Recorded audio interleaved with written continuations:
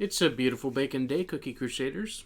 Today we are bringing back the T-Night team, and for two specific reasons. One, there is a legendary / ancient cookie maximum cap for PvP, as most of you probably know.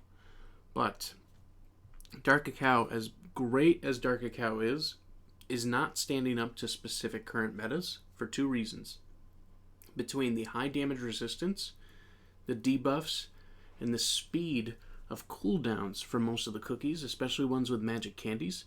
That's creating most of the issues as why Dark Cacao can't really keep up with competition.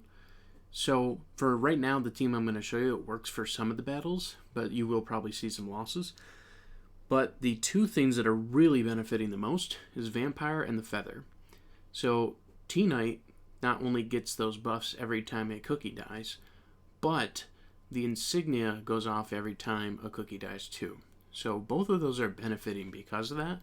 And since Vampire's Magic Candy has the revival just like the Feather, it's like we have a secondary Feather on the team. So we have 4 DPS units as well as a big T-Night. So the damage resistance is the main focus here, with defense, critical resistance, and HP as the other substat focuses. As always, we have good critical toppings on Dark Cacao because we want a damage unit. We don't need somebody that stays alive long. We need someone who can break out the power. Same can be said for Sea Fairy. We do have to equip one more cooldown topping. I was testing a couple other setups, but we'll just go ahead and put our best damage resistance that we have available to complete her. Then we have Frost Queen. Similar setup, high cooldown, high damage resistance. And then we have high attack on Vampire. So with this team, as you can see, high power, high team velocity. Overall carries pretty much because of T-Night. But the other reason we are bringing the team back is because as soon as the new legendary drops, once I get Black Pearl, I am replacing Dark Cacao with her. Reason being is that I think the 3 legendaries are going to be really synergistic together. Between the stuns, the freezing, and the fear, I think that's going to be 3 really powerful setup mechanics to take over a lot of teams. And the problem with that type of team is that it does not leave a lot of room for defensive units or healing units to run 3 legendaries like that. So with that in mind, I am doing a T-Night team because you don't have to think about healing and defensive units as high as some of the other team builds you do, because the insignia, the monocle, the feather, those traditionally will take care of that problem for you. So we're going to run this team, but do know that not long after, once I can get Black Pearl, because I don't know how fast I'll get her, it might take a week, might take 2, we'll see. Once I get Black Pearl, then we're going to be showing you specifically that team and how that does in the arena against some of the other new metas that might come out. So let's take it in and see what we can get. Like I said, right now we're probably not going to have complete wins, and that's just because of how long Dark Cacao's cooldown does take. Even though he has a high defensive tanky unit, it creates this issue where we don't have our skills firing off as quick as we want to. And we ended up losing 2 of our legendaries there because of that specific skill procession. We didn't get to freeze them as fast as we wanted to. We didn't get to stun them as fast as we wanted to. So it's not going to probably work against this team here. It's a good setup, but it is having issues overall.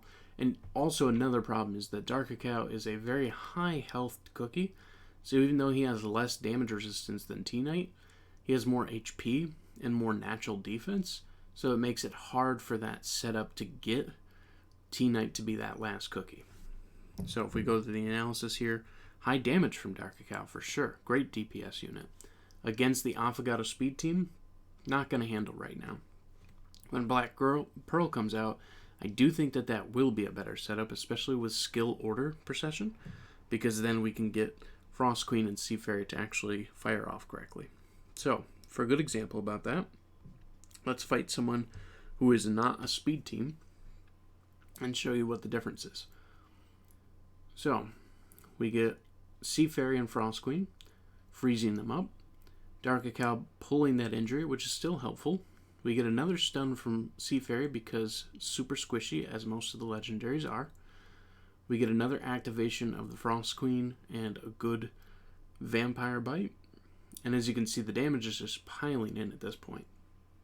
And then we get that Feather Burst from Vampire. Dark Cacao fades out.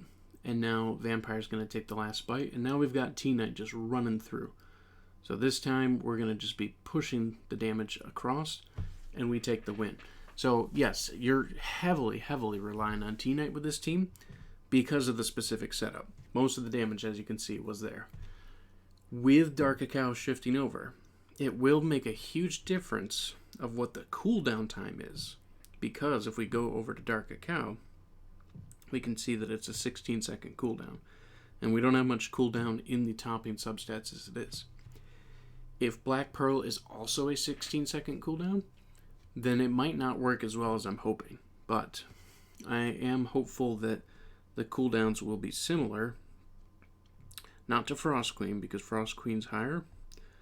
But Sea Fairy, even though Sea Fairy has a higher cooldown than Dark Cacao, as does Frost Queen, they work better with cooldown toppings. And I mean that in the sense that Dark Cacao, you want to be more of a damage unit or more of a defensive unit with their setup. So running their cooldown, even though it might work with the skill proceeding order, it's not going to really get you huge benefits on the overall cooldown side. So to kind of explain that better, you get the passive debuff resistance, which that's good. But that does not work for the entire team. That's just for Dark Cacao. You get the negative 15% defense and negative 10% 0.8% attack for both 9 seconds on the enemy team. And then injury, but you can only get a max of 25%. So if you put the cooldown up, you're only getting 2 big benefits, and that's Zap, which does not do a huge amount of damage, Shield Nullification faster, which right now the arena is not running much of that at all, and the defense down and attack down, but it's really hard to get those to overlap. You'll need pretty much perfect cooldown, and then you would probably still need to run Affogato to extend those debuffs just a little bit longer so that they actually do truly overlap. Having 1 second to 2 seconds in between of those debuffs not being on are not going to make a big of enough difference to completely change the game. So that's why Dark Cacao doesn't work with full cooldowns.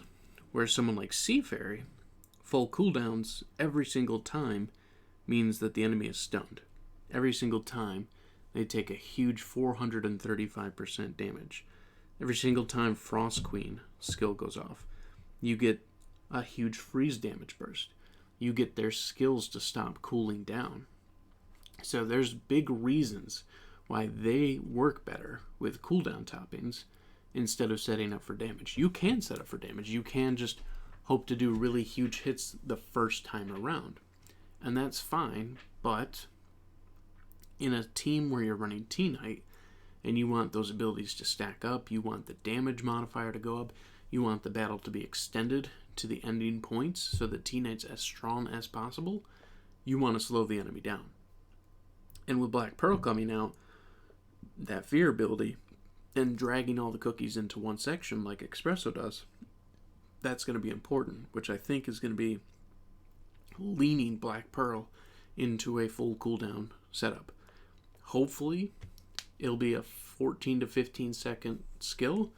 That way we can have tremendously powerful T-Knight teams. However, if that is not the case, we can work with it. But right now, we can't put Dark Cacao in a cooldown spot and actually take advantage of those abilities to the maximum effect. So that's why I built this team, to show you like how it can run against other teams. We'll do one more battle real quick. This looks like someone who's probably in the top 100 players, actually. They've got a fully ascended, a Claire, Yam, almost Cream Unicorn. It's probably a good team, but let's see what we can do with it. Yeah, they're in the top 2,000. Okay, I wasn't far off. So, they're running a speed team, but They don't have a lot of huge defenses against DPS units. We're actually going to lose, looks like Dark Cow first, so they're going to get the feather. We get the insignia to heal all our legendaries. Frost Queen is the next one to lose out, as well as Sea Fairy. We get our Nether feather pop from Vampire. Then we're losing Dark Cow and Vampire next. And now it's all up to T-Knight to just completely push through. Problem is, Yam is a very, very good source of self-healing. So their team has pretty high stability as far as keeping alive. So we weren't really able to push through there. You can see we did a really big amount of damage. But the healing done was pretty massive on both Cream Unicorn and Yam from their side. Especially almost fully ascended cookies. So they definitely had a strong team build. But I think that fear, pulling cookies, being able to maybe stun or lock them down even further, making it so that the 3 legendaries are just unisonly taking down teams. I think it's going to be a fun setup. But as always, let me know in the comments and the feedback. Do you think it's going to be powerful enough? Do you think we're going to have to run the Jelly Watch to make the skills go even faster and just hope that Vampire's feather-like effect is going to be good enough? How should we run it? What do you think is going to be working? Either way, thank you so much for stopping by as always, and I hope you enjoyed this video.